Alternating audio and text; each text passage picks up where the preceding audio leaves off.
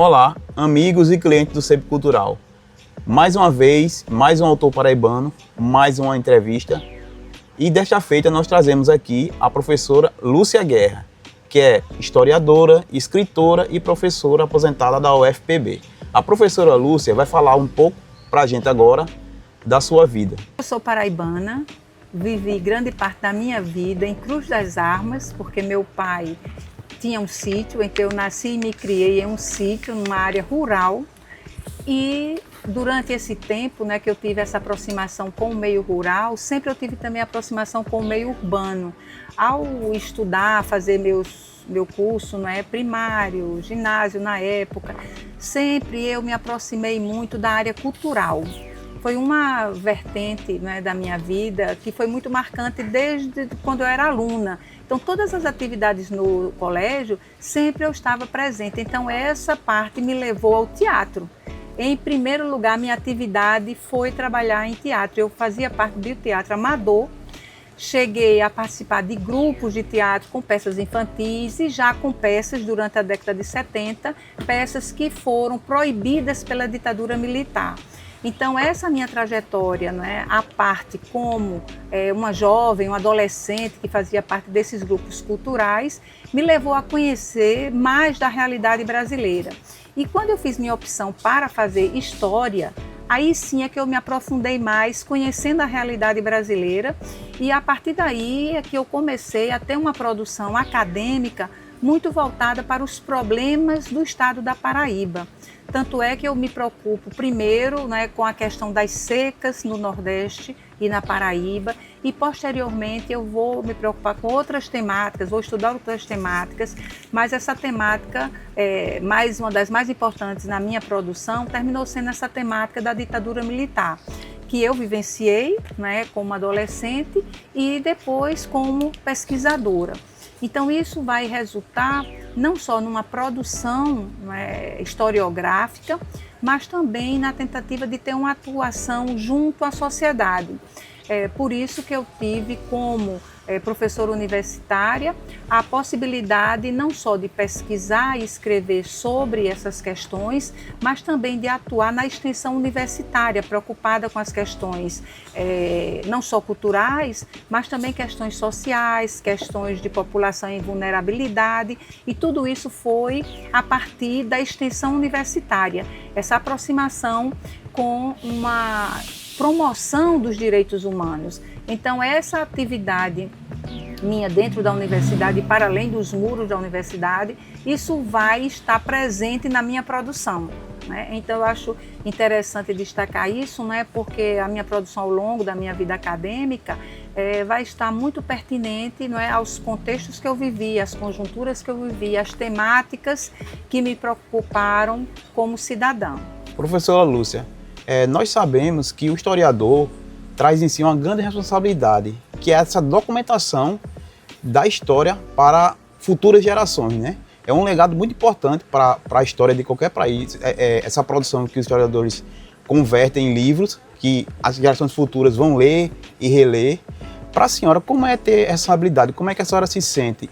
O historiador, normalmente se pensa que ele está preocupado com o passado, Mas, na verdade, o historiador está muito preocupado com o presente. Então, são questões do presente que levam o historiador a olhar o passado, que questões aconteceram e que ainda estão presentes no nosso cotidiano. Diante disso, o historiador ele tem que buscar fontes. Então, eu acho essa questão muito importante de ser ressaltada aqui. A importância dos arquivos, a importância dos registros, porque os historiadores vão pesquisar o que outros historiadores já escreveram, é toda uma pesquisa bibliográfica, não é uma pesquisa historiográfica.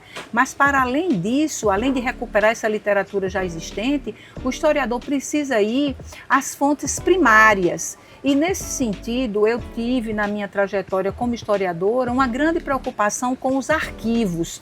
Então, eu tive a oportunidade, na época que fui coordenadora do NIDIR, que é o Núcleo de Documentação e Informação Histórica Regional, a ter essa visão, a compreender a necessidade de termos arquivos organizados disponíveis para os historiadores. Então, as fontes documentais são vitais para qualquer trabalho de um historiador. Só que para isso elas precisam estar organizadas, precisam estar bem acondicionadas, precisam estar acessíveis. Então é um trabalho, vamos dizer assim, preliminar antes mesmo do historiador chegar como usuário. Seria preciso que as equipes de arquivologia fizessem esse trabalho. Mas durante muito tempo, inclusive no início da minha carreira, nós não tínhamos aqui na Paraíba cursos de arquivologia. Então era o historiador que precisava organizar o arquivo para depois ele próprio pesquisar. Então é importante a valorização das fontes, não é, para se recuperar, para se conhecer um pouco dessa realidade. E é interessante o quanto agora essa temática dos arquivos veio à tona com o filme O Agente Secreto. Muito do que está naquele filme diz respeito aos arquivos, às fontes, o quanto esses registros, não é, podem instigar pessoas a investigar cada vez mais o acontecido. Então, para o historiador, analisar o que já foi escrito por outros historiadores, analisar a produção já existente é fundamental. Mas mais ainda é ter essa preocupação com as fontes e aí sim fazer todo um cotejamento e fazer toda uma análise a partir dos seus referenciais teóricos. Então é um trabalho complexo, o trabalho do historiador, e tem que estar nessa ida e vinda, vamos dizer assim, passado, presente, só não futuro, porque o historiador não vai prever o futuro, mas ele tem que ter também perspectivas, né, do que está acontecendo hoje, que pode, né, resultar em algumas questões que têm a pertinência no presente e no passado. Professora Lúcia, existe um ditado que diz: os vencedores escrevem a história. A senhora concorda com isso como historiadora e por quê? Esse ponto é fundamental e está presente, não é, nas reflexões de qualquer estudante de história ou historiador. Não é?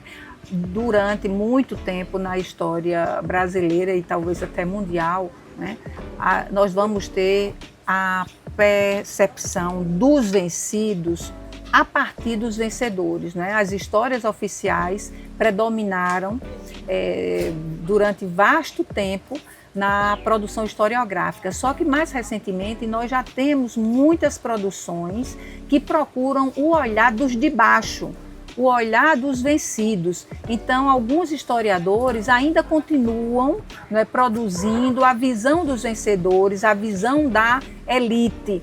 E realmente isso tem a ver um pouco com a dificuldade de se encontrar as fontes, porque os registros oficiais, né, predominam a respeito da elite.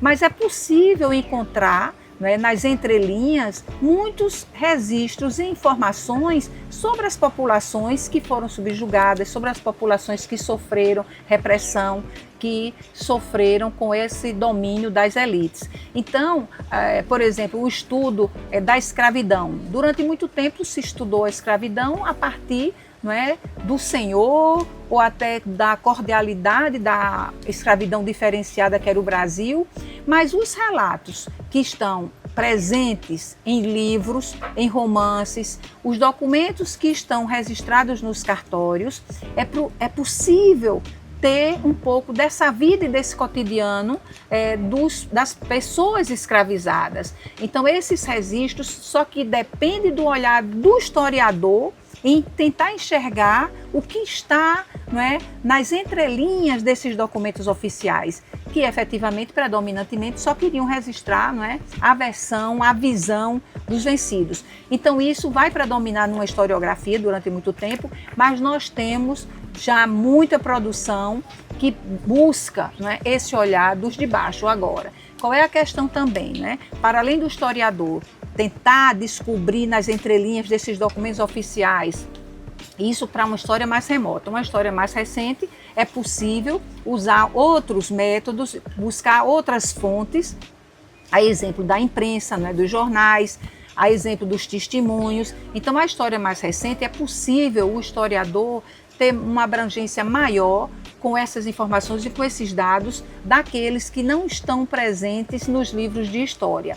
Mas houve esse avanço em buscar temáticas que até então eram consideradas não importantes, né? Justamente por conta dessa visão de só publicar sobre as elites. Mas o que é importante também destacar é um aparecimento, vamos dizer assim, uma formação de pessoas que vêm de baixo realmente. Então, claro que um historiador branco, né, da elite, estudar sobre os povos escravizados tem uma importância muito grande. Mas nós também devemos destacar que alguém que vem de uma família, né, afrodescendente e consegue se formar em história, e consegue estudar a história do seu povo, tem outro peso muito maior, isso na minha percepção. Mas nós não vamos ter, não é apenas por conta da sua origem do historiador. Nós temos sim um grande avanço, uma grande abertura com muito mais livros, então nós não vamos dizer que estamos hoje fazendo apenas a história dos vencedores. Hoje eu acho que já estamos fazendo tanto a história dos vencedores como a história dos vencidos, e o que importa é essa dialética. Não é possível também, do jeito que a história das elites, a história oficial, praticamente excluía as demais camadas, não é porque se vai estudar essas outras camadas que se vai excluir a elite. Eu acho que é uma relação, a sociedade é uma interação permanente, então para se compreender, não é, a história dos vencidos, também tem que ver a história dos vencedores, e aí sim você buscar uma síntese. Essa é a minha percepção. Alguma das suas obras fala especificamente sobre a ditadura militar. E muita gente não tem conhecimento do que realmente foi a ditadura. Uns dizem que foi uma ditadura, outros dizem que foi um regime militar. Assim, principalmente por parte dos militares, né? Assim, existe diferença em relação a isso, essa questão de ou foi um regime militar ou foi uma ditadura, e é verdade, a senhora como historiadora pode nos dizer que que as fontes dizem que nesse período do regime militar foi o período que o Brasil teve um grande avanço econômico, de desenvolvimento econômico para a nação? A questão do desenvolvimento econômico no período da ditadura militar é verdadeiro. O Brasil se tornou a 8ª potência mundial, então houve sim um avanço econômico.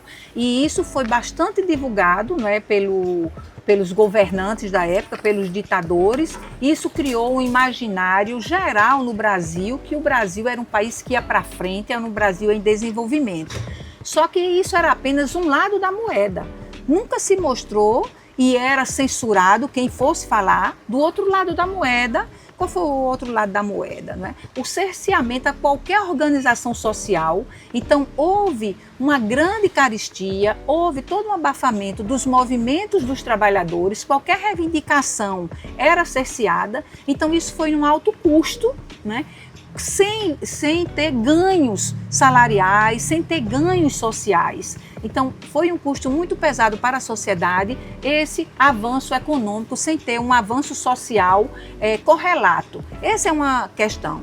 A outra questão diz respeito ao preço político, porque como esse regime vivia todo baseado na censura, no policiamento, na vigilância das pessoas, então era um regime sem opositor.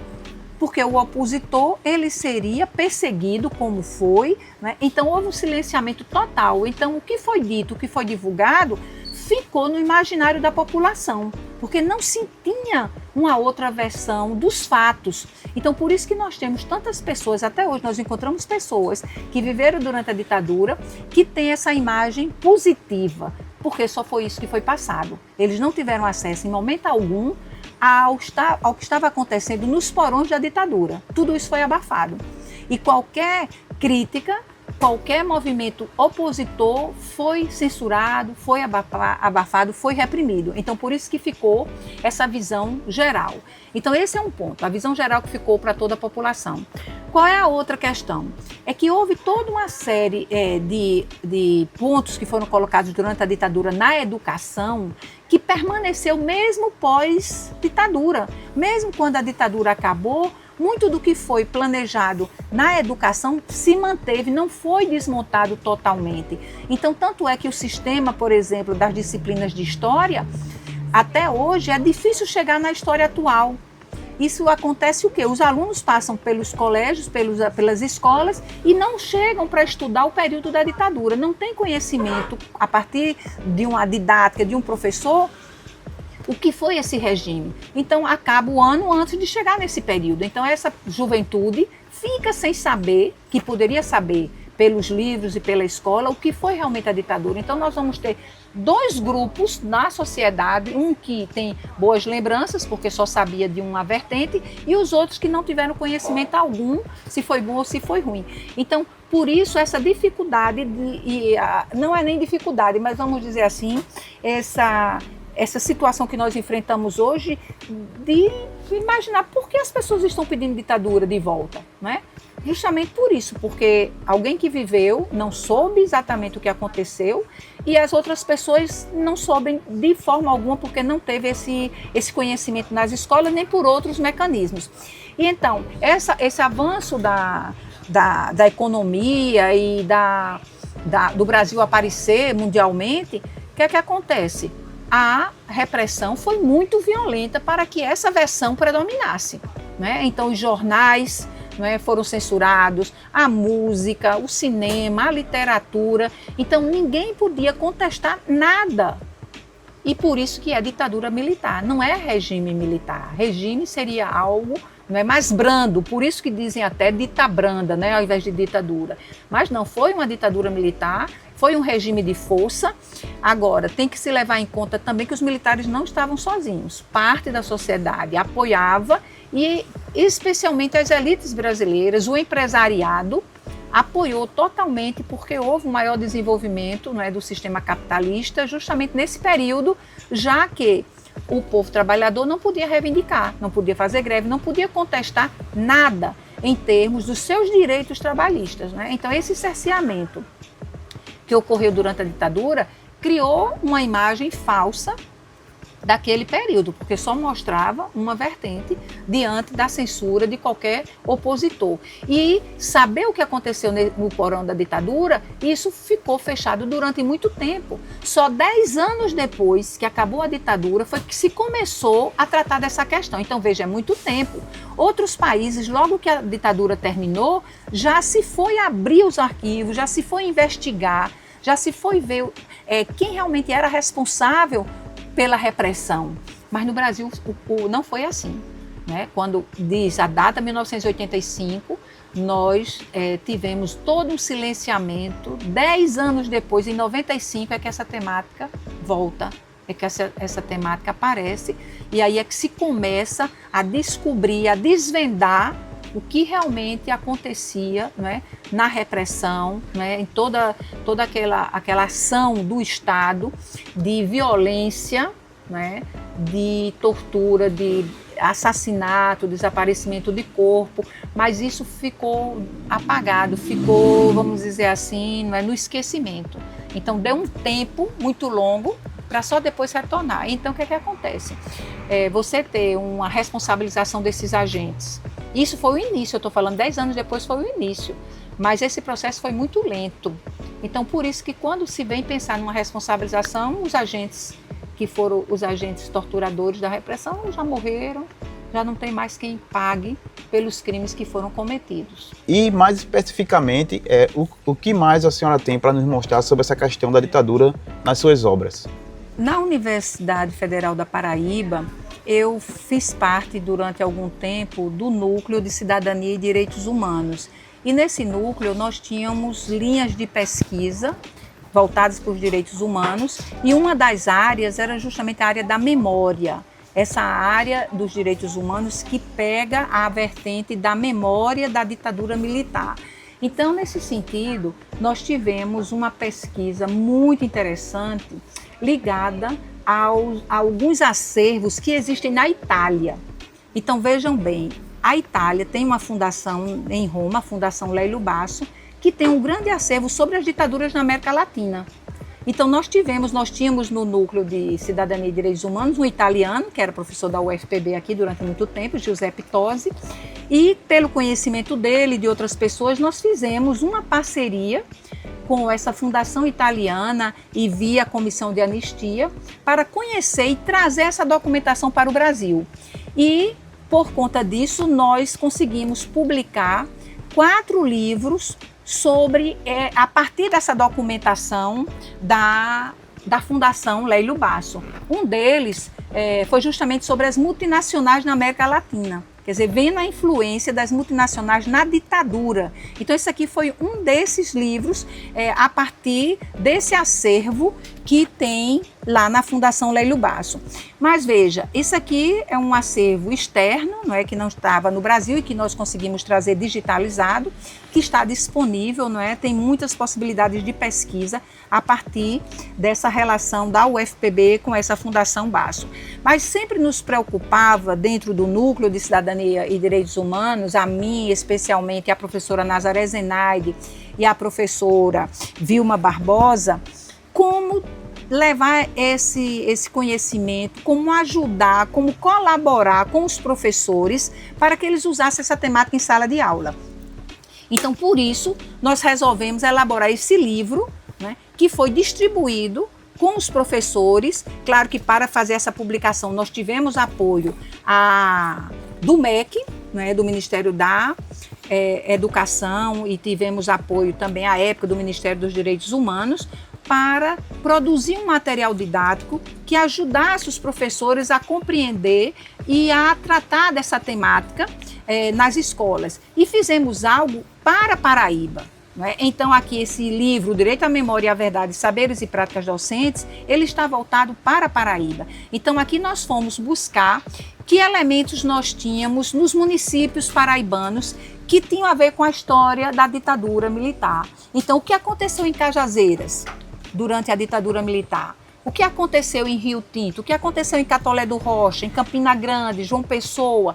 Então, nós pegamos 6 municípios, né, a partir desses exemplos de resistência que ocorreu durante a ditadura, e elaboramos esse material e fizemos capacitação de professores nesses 6 municípios. Então, é um material didático usando justamente todas as possibilidades pedagógicas de uso de arquivo, de uso de filmes, de uso da biblioteca, do teatro. Então, nesse livro aqui tem toda uma orientação para os professores com itinerários pedagógicos e usando muito esses elementos culturais que podem envolver os estudantes, para não dar, não é, uma aula mais factual ou em cima desses acontecimentos. Então, nós resolvemos utilizar, não é, os elementos culturais para abordar as questões da ditadura militar, né? A música, o cinema. Então, esse livro ele tem essa importância porque é um livro que foi pensado para chegar junto dos adolescentes, via seus professores. E mais recentemente, não é, pensando, né, na minha trajetória, completei 70 anos agora em dezembro, eu fui olhar para a minha trajetória, o que foi que eu produzi, que temas eu estudei durante a minha vida, né? Eu estudei sobre as secas, eu estudei sobre a igreja, eu estudei sobre as oligarquias na Paraíba, sobre a coluna Prestes e muito sobre os direitos humanos e muito sobre a questão da ditadura. Então eu resolvi, né, comemorar meus 70 anos fazendo uma coletânea desses artigos que eu publiquei ao longo da minha vida. Eu digo, para não fazer essa miscelânea, botar um de cada, eu vou fazer um recorte sobre a ditadura, porque é super pertinente essa temática. Então, só assim a gente traz, né, à tona essa temática. E aí resolvi fazer essa coletânea com artigos da minha autoria, mas também coautoria, porque como professor, normalmente você tem muitas parcerias importantes de estudantes que trabalham com você em projetos, de orientandos, né, de colegas professores. Então, nesse sentido, é que surge este livro, certo? Memória e Verdade sobre a Ditadura, raspando as cores para o mofo aparecer. Ou seja, é preciso sim raspar esse mofo, é preciso sim tirar essas camadas que estão aí sobre esse período, para que a gente possa realmente conhecer as entranhas desse regime. Porque só assim vai ser possível, não é, a população conhecer o que efetivamente aconteceu nesse período. Então, foi essa junção desses artigos ao longo dessa minha trajetória, né, que ficaram juntos aqui nesse livro. Então, esse período realmente da ditadura militar foi um período que marcou muito a minha trajetória como pesquisadora na UFPB. E eu também, fazendo aqui um parênteses, eu queria dizer da minha história pessoal. Durante a ditadura eu era aluna da universidade, fiz parte de grupo de teatro que inúmeras vezes ensaiamos peças e esperávamos que essa peça viesse aprovada, porque tinha que ir para o censor e via negação, não pode. encenar essa peça, né? Então eu vivi, não fui perseguida, não fui presa, mas eu vivi esse período da ditadura, na parte quando eu fazia teatro, e do cerceamento dentro da própria universidade, de não poder ter organização do movimento estudantil, então ainda peguei esse período, né? Mas também em termos da minha família, eu tive um tio que foi caçado em 64, né? Ele era paraquedista, ele era do Exército e paraquedista, né, no Rio de Janeiro.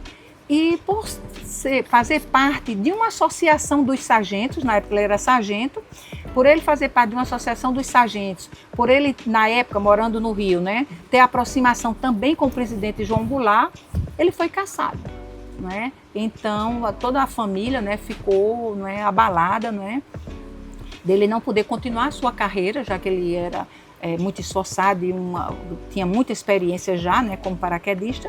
E aí a família toda ficou sabendo, né, quer dizer, teve esse impacto dentro da família, dessa pessoa que foi cerceada na sua profissão, terminou desmontando toda a sua vida no Rio de Janeiro e voltou para cá. Claro que a vida dele tomou outro rumo, porque ele foi fazer medicina já com uma idade avançada e teve toda uma contribuição na área da medicina. Mas foi um impacto na família a gente saber que uma pessoa, né, com pouca coisa, ele não foi um agente revolucionário, não pegou em armas, né?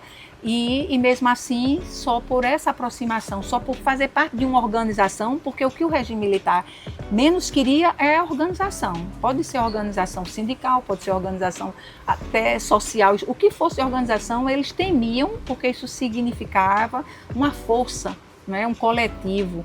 Então isso também eu tive essa experiência dentro da minha família, dessa temática vir para mim quando eu ainda era adolescente, sabendo disso que aconteceu com esse meu tio. Professora, agora nós vamos falar de atualidade, né? Hoje eu acho que a gente está vivendo uma mudança de paradigma, no meu modo de ver, porque eu acompanho não só o que acontece aqui no Brasil, mas o que acontece fora, com essa questão do que hoje os Estados Unidos faz no mundo, né? Veio aqui na América Latina, invadiu um país soberano, sequestrou um presidente, né? Agora quer tomar a Groenlândia. Dentro dos próprios Estados Unidos, a gente acompanha nem tanto na mídia tradicional, mas assim, mídias de internet, a gente vê que os Estados Unidos está à beira de uma guerra civil, porque o pessoal lá, praticamente todo mundo é armado. A arma lá se vende em supermercado, né? Então, assim, na sua visão como historiadora, já houve uma guerra civil nos Estados Unidos, já aconteceu guerra civil, entendeu? Na sua visão como historiadora, o que acontece hoje, né? A polícia de Trump, como estão chamando o ICE, né, que pega os imigrantes. E uma coisa até interessante de eu comentar aqui para o pessoal que vai assistir é que eu vi recentemente um agente do ICE espanhol, falando em espanhol, dizendo, falando em espanhol, né, América Grande novamente. Ou seja, um imigrante perseguindo um imigrante. E está um grande burburinho lá. Na sua visão, o que a senhora acha que pode acontecer, se pode haver novamente uma guerra civil, e em acontecendo, quais serão as implicações para o resto do mundo? O primeiro ponto que eu quero abordar é a questão do imperialismo norte-americano. Quer dizer, isso vem de longa data, essa posição que presidentes, não é, e a própria sociedade norte-americana tem com relação aos demais países. Aqui mesmo no Brasil, a ditadura se instalou em 64 por conta do forte apoio norte-americano. Os Estados Unidos apoiaram todos os golpes da década de 60 e da década de 70 na América Latina, né? O Brasil em 64, o Chile em 73. Então, eles tiveram essa postura, né, intervencionista e encontraram, né, acolhida dentro de cada país desse. Né? Então, eles chegaram com suas forças militares, mas tinham as forças militares internas que o apoiaram e tinham a mesma intenção. Então, essa ação, né, imperialista, intervencionista dos Estados Unidos já vem de longa data. Além dessa aqui na América Latina, as diversas guerras que nós temos também no Oriente Médio, a presença dos Estados Unidos é fundamental, como alguém que vem de fora, né, e quer interferir na história, nos destinos desses países. Então isso já podemos dizer que é uma tradição dos Estados Unidos, essa postura intervencionista, imperialista nos outros países. Então não vou nem dizer que houve um descenso, porque o Oriente Médio está sendo presente o tempo inteiro, a intervenção, né? Mas nós vamos ter essa presença intervencionista assim, no nosso vizinho, né? Aqui na América Latina, quer dizer, algo assustador e que, em parte, ele tem apoio interno. Essa também é a grande questão. Os Estados Unidos sempre chegam, não é, nesses países, mas de alguma forma conseguem fomentar uma discórdia interna ou aproveitar as dissidências internas, então eles chegam e sempre conseguem algum apoio. Então, essa ação aqui na América Latina, né, é assustador para todo o resto da América Latina, porque isso realmente pode se expandir, né, e ele se arvorar e interferir, né, em outros países. E essa ação de Trump está chamando muita atenção porque ele está, vamos dizer assim, atirando para todo lado. Quer dizer, ele tem várias desculpas, vamos dizer assim, justificativas, né, explícitas ou implícitas com relação à Venezuela, né, mas não se esperava que ele fosse retomar uma questão da Groenlândia que é tão antiga. Claro que em outros momentos da história dos Estados Unidos já houve essa intenção. Do jeito que se anexou o Alasca, também teve essa intenção de anexar a Groenlândia, mas isso estava morto já estava, né, ninguém falava mais nisso. Ele traz... Quer dizer, mas não é um ponto só inventado por ele, é algo que tem respaldo na história dos Estados Unidos. Ele está retomando determinadas vertentes que estão presentes no imaginário dos Estados Unidos como essa grande potência, não é? O dono do mundo. Então tem um respaldo interno. Só que a gente sabe que nenhum país é monolítico.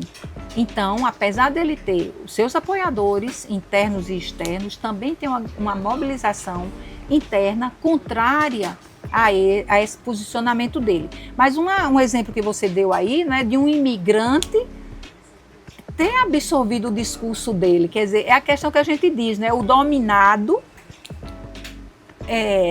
internaliza o discurso do dominador. Isso acontece direto na história. Infelizmente, temos muitos exemplos desse tipo, não é? Em que o dominado não se identifica como dominado, não é? E vai estar passando e agindo, né, em prol de quem ele explora, em prol do dominador. Isso a gente teve exemplos aqui no Brasil e a mesma coisa está ocorrendo nos Estados Unidos. Então, uma população que está sendo perseguida por ele, a população imigrante, e muitos imigrantes estão do lado dele, estão pensando como ele. Mas isso não é uniforme. Então, por isso, sim, que é possível uma guerra civil dentro dos Estados Unidos, porque também tem um percentual, né, da população norte-americana que discorda totalmente dessa posição do Trump. Agora, qual é a questão? A correlação de forças, não é? A força do Estado é muito forte, né? E também outro elemento é essa divisão, o formato dos estados dentro dos Estados Unidos, né? Então isso também eu acho que pode ser outro complicador, né? Porque essas especificidades, os estados têm especificidades, tem coisas que são até contraditórias do que é permitido no estado, não é permitido no outro. Então, pode ser que nós venhamos a ter uma outra guerra de secessão, que foi a guerra civil que eles tiveram, né? O norte contra o sul contra o norte, justamente por essa conformação de alguns estados que têm a mesma ideia, tem a mesma cultura, vamos dizer assim, ou mais democrática ou menos democrática, de aqueles estados se unirem contra outros estados, né?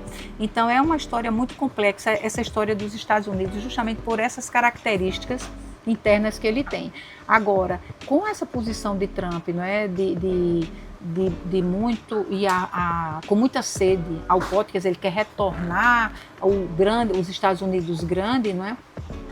Ele pode realmente se dar mal porque está conseguindo muito mais inimigos do que amigos, não é? Os que poderiam ser do lado dele, ele também está atingindo indistintamente. Então isso pode ser algo que se constitua numa fragilidade.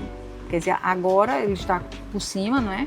Mas esse seu modo de agir, passando por cima de tudo, né? Isso pode ser a sua fragilidade, porque eu acho que nós não temos, apesar de todo um avanço da direita em vários países do mundo, não é uma coisa só do Brasil que se fala da direita, mas isso é um movimento internacional, né, uma retomada desse pensamento da direita, mas mesmo assim, eu, sinceramente, fazendo uma análise, eu não acredito que nós tenhamos um novo Hitler. Por mais que ele queira e venha com uma política muito semelhante que tinha da grande Alemanha, ele quer o grande Estados Unidos, né? Mas eu acho que o contexto não é o mesmo, que a história não vai se repetir. Pode ter algo similar, né? E nós temos outros elementos nessa conjuntura, não é, de uma terceira guerra mundial, porque se sabe, né, do impacto de uma guerra atômica que nós teríamos, né? Mas que é um momento muito difícil. Eu acho que o mundo inteiro está passando uma conjuntura muito complexa, né? Que fica difícil até de se ter realmente se vislumbrar qual vai ser o caminho, sabe? Porque é algo inusitado, inúmeras das atitudes dele, dos avanços que ele faz, onde ele atinge, não é? E aí, ao se analisar a conjuntura internacional de quem o apoia e de quem não apoia, termina sendo um tabuleiro muito complexo para se pensar para onde a humanidade está caminhando. Mas eu vejo, não sei se de forma pessimista, mas assim, muito complexa o que vai ser do nosso mundo com o Trump ou pós-Trump. Professora, essa é a pergunta padrão que a gente faz para todo entrevistado. Eu acho que é a única pergunta que se repete é: qual a importância da literatura na construção da sociedade? Nós temos inúmeros meios, ferramentas culturais que são importantes para a sociedade se conhecer, para a sociedade ter uma identidade cultural. Então, nesse sentido, a música, o teatro, temos as artes plásticas, por exemplo, né? Nós temos inúmeras vertentes, inúmeras expressões e manifestações artísticas que contribuem na construção desse pertencimento, dessa identidade cultural. Mas dentre essas, sem dúvida, a literatura é fundamental. Por quê? Nós temos a literatura não só pensando no seu formato, vamos dizer assim, acadêmico, não é? Se é no formato de poesia, se é romance, se é crônica, tem uma série de possibilidades, não é? De como essa literatura se constitui, se expressa no seu formato. Mas para além desses formatos, não é? Se são os poemas, as crônicas, o romance ou outro tipo, né, contos, etc. Mas o que é mais importante é porque a literatura ela vai buscar temáticas as mais abrangentes possíveis. Então, vai desde a intimidade de uma pessoa, né, que pode conseguir, o leitor pode se identificar, pode se ver naquela questão que está sendo abordada, como pode também não se identificar e criticar. Então, a literatura ela é muito abrangente justamente por essa criatividade das temáticas de cada autor. Então, eu vejo nesse sentido a literatura como esse caleidoscópio que dá conta de inúmeros aspectos da vida humana. Então, independente de ser uma produção acadêmica, né, a literatura ela está aberta para qualquer pessoa. Você não precisa, eu não sei se alguém pode me criticar sobre isso, mas você não precisa ter um diploma, você não precisa ter uma formação acadêmica para você produzir literatura, né? Se você é criativo, se você tem uma inspiração, se você domina minimamente a escrita, não é?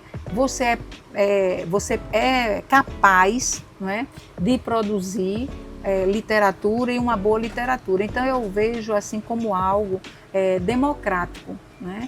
E nesse sentido que eu tenho visto mais recentemente, o quanto a literatura tem mobilizado com outros, vamos dizer, com movimentos de leituras, de clubes, né?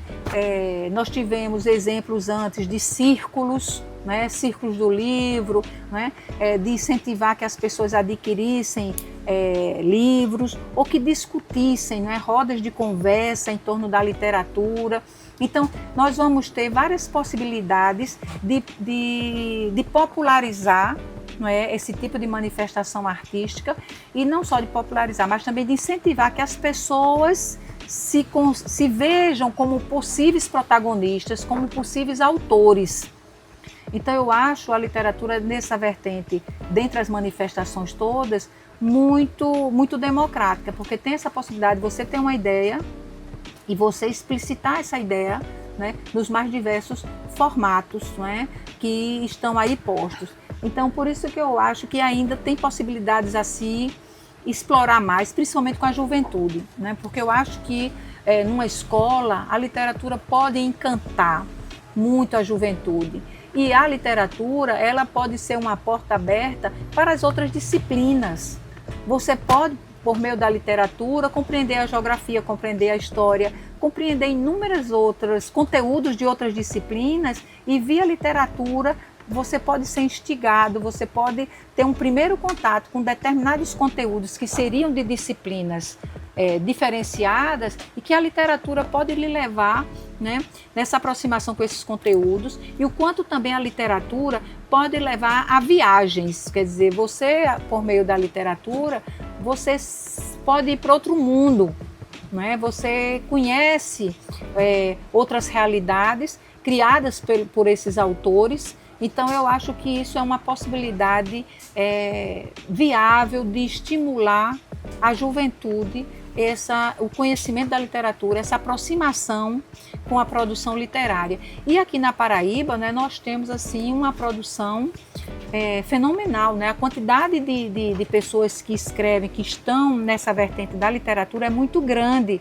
né? Então é preciso que isso não fique só nos núcleos mais restritos, né? Que isso realmente se expanda, e eu penso que tem sim que chegar na juventude para ter essa paixão e esse gosto, e você só tem uma paixão e um gosto se você conhecer, né? Então eu acho que é isso, que o caminho é esse, né? De divulgar cada vez mais a literatura e a produção, as possibilidades de produção literária. Bom, pessoal, muito gratificante, devo dizer, essa entrevista com a professora, né? Foi muito enriquecedor o conteúdo que ela trouxe aqui. Digo eu que, de todos que já passaram por aqui, um dos melhores. Fico muito feliz, professora, para a senhora ter disposto seu tempo para vir aqui, que a gente sabe que a vida é muito corrida, mas assim, a senhora foi muito gentil, muito cordial. Eu fiz o convite, né? A senhora esteve aqui para trazer seu livro para consignar com a gente. Inclusive, pessoal, todos esses livros aqui, né, são da professora, ela como autora, né, ou coautora, certo? Estão aqui na venda no Sebo Cultural, certo? Inclusive o livro mais novo dela, que justamente é o livro que a gente vai sortear, certo? Como a gente faz em toda entrevista, a gente sorteia um livro do entrevistado e mais um valor, né? R$50 de crédito de mercadoria, para que o grande sortudo possa vir aqui e pegar qualquer livro aqui de Sebo Cultural, tá certo? Então, passo as mãos agora da professora, né? Para que ela autografe para o sortudo.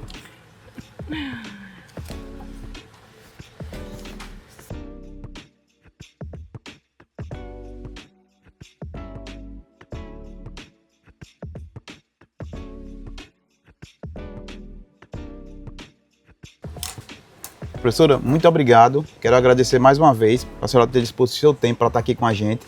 Fiquei muito feliz, certo? Entrevista muito boa, muito proveitosa, entendeu? E também, quero só, antes da professora, quem vai encerrar a professora, as palavras finais serão dela. Eu quero falar para nossos clientes e amigos, né? Que uma coisa que eu falo aqui, esse tempo todo que eu estou no Sebo Cultural, já faz alguns aninhos que eu estou por aqui, nosso atendimento é tão bom que muitos dos nossos clientes viram amigos, né? E para os nossos amigos, a gente vai ter uma expansão significativa do Sebo Cultural. A gente aqui ao lado, a gente conseguiu adquirir a casa ao lado aqui, e a gente vai ter um café cultural, que é uma coisa que tem a ver, literatura com café, e é uma coisa que nossos clientes sempre pediram, um cafezinho. A gente teve por um tempo uma lanchonete aqui, só que devido ao período da pandemia, né, que foi tão ruim para tanta gente, a menina que era a proprietária do café, ela não teve condição mais de voltar, e como a gente tem uma grande quantidade de livros que a gente compra, nosso espaço é reduzido, a gente teve que, infelizmente,